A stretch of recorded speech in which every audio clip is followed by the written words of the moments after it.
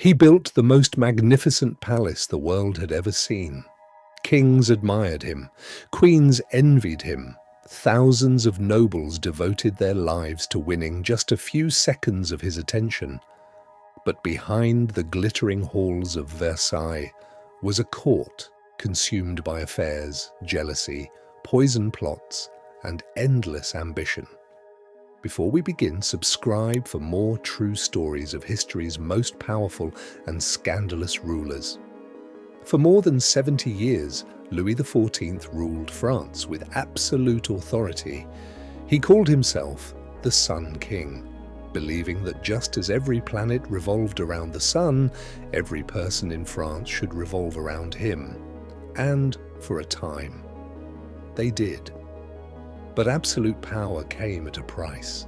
His endless wars drained the kingdom, his lavish lifestyle emptied the treasury, and the scandals surrounding his court became famous across Europe. So how did one man become the most admired king of his age? And the ruler, many believe, helped lay the foundations for the French Revolution. To answer that, we have to begin with the frightened little boy who learned never to trust his own people.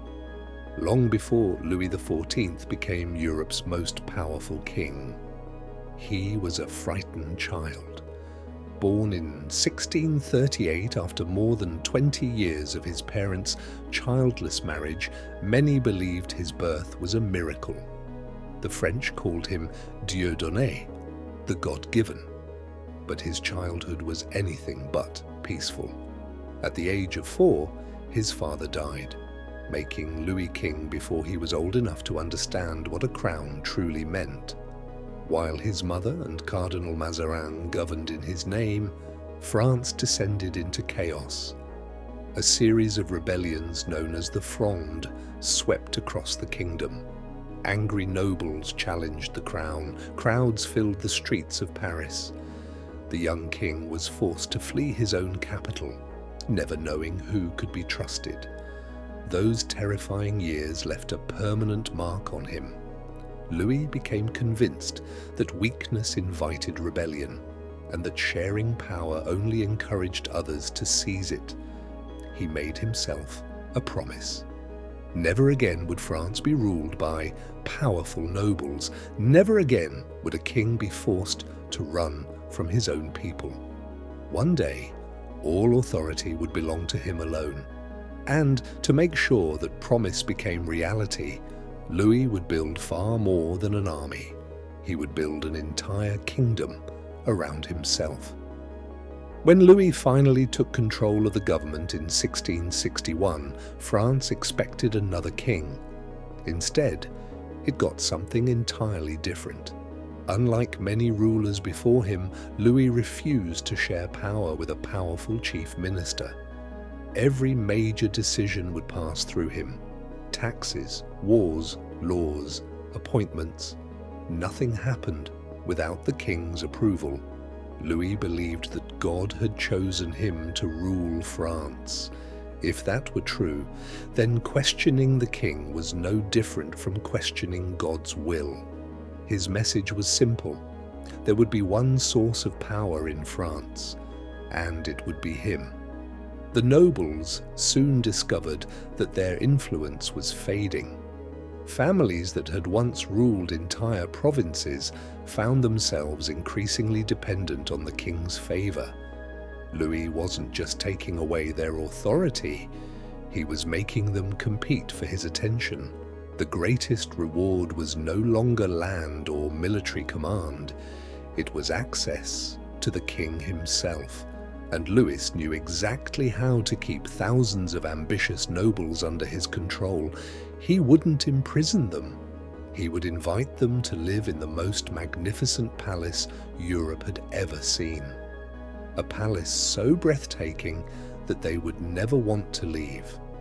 In 1661, Louis XIV began construction on what would become the most famous palace in history, Versailles. To the rest of Europe, it looked like a monument to wealth and beauty.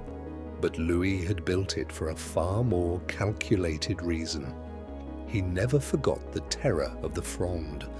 He remembered fleeing Paris as a frightened child while rebellious nobles challenged his family's authority. He refused to let that happen again. Instead of allowing powerful aristocrats to remain in their own castles, where they could build armies and influence local politics, Louis invited them to live beside him. At first, it seemed like the greatest honor imaginable. Who wouldn't want to live in the most luxurious palace on earth? Versailles glittered with gold, marble, fountains, endless gardens, and the breathtaking Hall of Mirrors. Every banquet, concert, and celebration was designed to remind visitors that the king stood above everyone else. But the palace was more than a royal residence. It was a carefully designed machine of control. Hundreds of noble families abandoned their estates to compete for the king's attention. The highest honor wasn't commanding an army or governing a province. It was being invited to hand the king his shirt in the morning, or holding a candle as he prepared for bed. Every privilege, no matter how small, became a symbol of status. And while the nobles obsessed over court etiquette and fought each other for the smallest signs of royal favor, they slowly lost something far more valuable: their independence. Without realizing it, the most powerful families in France had traded real power for royal entertainment. Louis hadn't conquered the nobility with violence. He had conquered them with luxury. And while Versailles dazzled Europe, another obsession was beginning to consume the king. It wasn't politics, it was love. If Versailles was the stage, Louis XIV was always the leading actor. Despite being married to Queen Maria Theresa of Spain, the king rarely remained faithful. At court, love was never just a private affair. It was politics. Every woman who captured the king's attention gained influence, wealth, titles, and enemies. His first great love was Louise de la Vallière, a young noblewoman known for her quiet nature and remarkable beauty. Unlike many at court, Louise never seemed interested in power. Perhaps that was exactly what attracted Louis. Their relationship quickly became an open secret. Soon, Louise gave birth to several of the king's children, although, because they were born outside marriage, their existence had to be handled with great care before Louis eventually acknowledged many of them. For Queen Maria Theresa, the humiliation was impossible to hide. She remained loyal and deeply religious, forced to watch another woman receive the king's affection while all of Europe whispered about his affairs. But Versailles thrived on gossip. Every glance, every dance, every invitation to the king's private apartments became the subject of endless speculation. People quickly learned a simple truth: if you wanted power in France, winning the king's heart could be more valuable than earning his respect. And before long, another woman would arrive at Versailles. Unlike Louise, she didn't just want the king's love, she wanted his world. When Louise de la Vallière began to fade from the center of the king's attention, another woman was already waiting. Her name was Françoise Athénaïs de Rochechouart, better known as Madame de Montespan. Everything about her was different. She was dazzling, witty, confident. She could dominate an entire room with nothing more than a smile. Unlike Louise, Montespan had no intention of remaining quietly in the background. She wanted to be seen. And before long, she had exactly what she wanted. The king fell hopelessly in love. Their affair quickly became the worst-kept secret in France. While Queen Maria Theresa remained the king's official wife, Montespan became the true Queen of Versailles in all but name. She lived in magnificent apartments, wore extraordinary jewels, and hosted lavish gatherings attended by Europe's most influential nobles. Ministers, sought her approval. Courtiers competed for her attention. If you wanted a favor from the king, speaking to Montespan was often the quickest path. Some even believed she held more influence over Louis than many members of his own government. But power at Versailles always came with a price. Every privilege created new enemies. Every gift inspired fresh resentment. Behind the elegant smiles and glittering celebrations, jealousy spread through the palace like a disease. Some whispered that no woman could keep the king's affection forever. Others were willing to do far more than whisper, because soon strange rumors would begin circulating through Versailles, rumors of mysterious deaths, secret fortune tellers, forbidden rituals, and poison. The greatest scandal of Louis XIV's reign was about to begin. By the late 1670s, Versailles had become the most glamorous court in Europe. But beneath the silk gowns, glittering chandeliers, and endless celebrations, fear was spreading. It began with whispers. Several influential nobles had died under mysterious circumstances. At first, they were dismissed as unfortunate tragedies, but as the rumors spread, people began asking an unsettling question: what if these deaths weren't natural? The investigation started with the arrest of a fortune teller named Madeleine de Lagrange. What appeared to be an ordinary criminal case quickly exploded into something far larger. Under interrogation, names began to surface, then more names. Soon investigators uncovered a hidden network of fortune tellers, alleged poisoners, and self-proclaimed magicians who claimed they could sell love potions, deadly poisons, and even perform forbidden rituals to help desperate clients gain wealth, revenge, or the affection of powerful lovers. Panic swept through the royal court. No one knew who might be next. Then the investigation took a shocking turn. According to several witnesses, one of the names linked to the growing scandal was Madame de Montespan herself. Some claimed she had secretly consulted occult practitioners in an attempt to keep Louis XIV devoted to her. More sensational accusations alleged that black masses had been performed, with prayers twisted into dark rituals intended to preserve the king's love. Whether these stories were true has been debated for centuries. Many historians believe torture, fear, and personal rivalries produced unreliable testimony. Yet the damage was already done. The king's favorite mistress had become associated with the darkest rumors imaginable. Over the next several years, hundreds of people were questioned. Dozens were executed. Many others disappeared into prison or exile. Louis himself eventually ordered parts of the investigation to be sealed, fearing that if every accusation became public, the scandal would destroy not only his court, but the monarchy itself. From that moment on, Versailles never felt quite as untouchable as it once had. Even the Sun King had discovered that some shadows could not be hidden forever. The poison affair changed everything.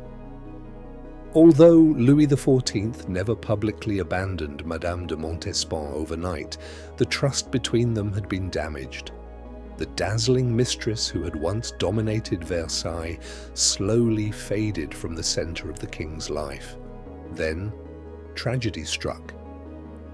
In 1683, Queen Maria Theresa died after years of quietly enduring her husband's countless affairs. Unlike many queens before her, she had never openly challenged Louis. She simply accepted the role history had given her. Within months, another woman quietly entered the king's private world. Her name was Françoise d'Aubigné, better known as Madame de Maintenon. She was nothing like Montespan. She avoided lavish displays. She rarely sought attention. Instead of dazzling the court with beauty and wit, she earned the king's respect through intelligence, patience, and calm advice. Before long, rumors spread that Louis had secretly married her. No official announcement was ever made, and she was never crowned queen. Yet many at Versailles believed she had become the most influential person in the palace. It was a remarkable transformation. The king, who had once filled Europe with stories of glamorous love affairs, had quietly chosen a woman who preferred privacy over spectacle. As Louis grew older, so did his ambitions. His attention slowly shifted away from the intrigues of Versailles and back toward the battlefield, where he hoped to reshape the map of Europe itself. By the 1670s, Louis XIV had already built the most magnificent court in Europe. Now, he wanted something even greater. He wanted France to become Europe's unquestioned superpower. Again and again, Louis sent his armies across the continent, determined to expand France's borders. His victories made him famous, but they also made him dangerous. One by one, neighboring kingdoms stopped seeing him as an ally. They saw him as a threat. England, the Dutch Republic, Spain, Austria. Nations that often distrusted one another found themselves united by a single goal: stopping Louis XIV. For nearly 50 years of his 72-year reign, France was almost constantly at war. At first, the victories were impressive. French armies captured territory, and the king's reputation soared. But endless warfare came at an enormous cost. Taxes rose, the treasury began to strain, and while Versailles continued to sparkle with gold, ordinary people carried the burden of paying for the king's ambition. Louis had become the most powerful ruler in Europe, but maintaining that power was becoming more expensive than even France could afford. And before long, the cracks beneath the glittering surface of his kingdom would become impossible to ignore. To the outside world, Versailles represented perfection. Its endless gardens, glittering fountains, and lavish celebrations became the envy of every royal court in Europe. But behind the beauty lay a kingdom under increasing strain. The palace cost an enormous fortune to build and maintain. Thousands of servants worked every day to keep it running, while endless festivals, banquets, and royal ceremonies reinforced Louis's image as the Sun King. Someone had to pay for it all, and that someone was the people of France. Heavy taxation combined with the enormous cost of almost constant warfare placed growing pressure on the kingdom. While the nobility enjoyed life at Versailles, many ordinary families struggled under the financial burden. At the same time, Louis became increasingly determined to unify France under one faith. In 1685, he revoked the Edict of Nantes, ending decades of religious tolerance for French Protestants known as the Huguenots. Churches were destroyed, families fled the country. Hundreds of thousands left France, taking with them valuable skills, businesses, and wealth. Louis believed he was strengthening his kingdom. Instead, he weakened it. The king, who had spent his life trying to unite France through absolute power, had created a nation that looked magnificent from the outside, but was slowly beginning to crack from within. And in the final years of his reign, even Louis himself could no longer escape the price of the empire he had built. By the beginning of the 18th century, Louis XIV had become an old man. The dazzling court still surrounded him. Versailles still glittered, but much of the joy had disappeared. One by one, tragedy struck the royal family. His eldest son, known as the Grand Dauphin, died before he could inherit the throne. Then, his grandson died. Soon afterward, his great-grandson became the only surviving heir. The king, who had spent a lifetime securing the future of the Bourbon dynasty, watched generation after generation disappear before his own eyes. His own health was failing as well.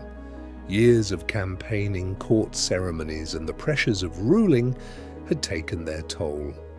In 1715, an infection in his leg developed into gangrene. At 76 years old, there was little his doctors could do. On September 1st, 1715, after ruling France for more than 72 years, the longest verified reign of any monarch in history, Louis XIV died at Versailles. He left behind the grandest palace in Europe, the strongest monarchy on the continent, and a reputation unlike any other king. To some, he was the greatest ruler France had ever known. To others, he was a man whose endless wars, extravagant spending, and obsession with absolute power left a kingdom burdened by debt and deep social divisions.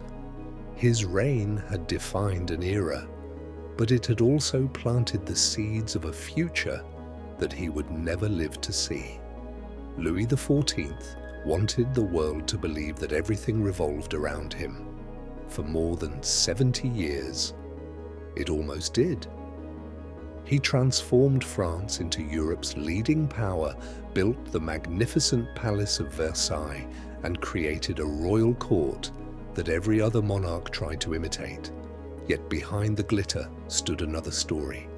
A king surrounded by mistresses, scandals, poison accusations, endless wars, crushing taxes, and a court where appearance mattered more than truth.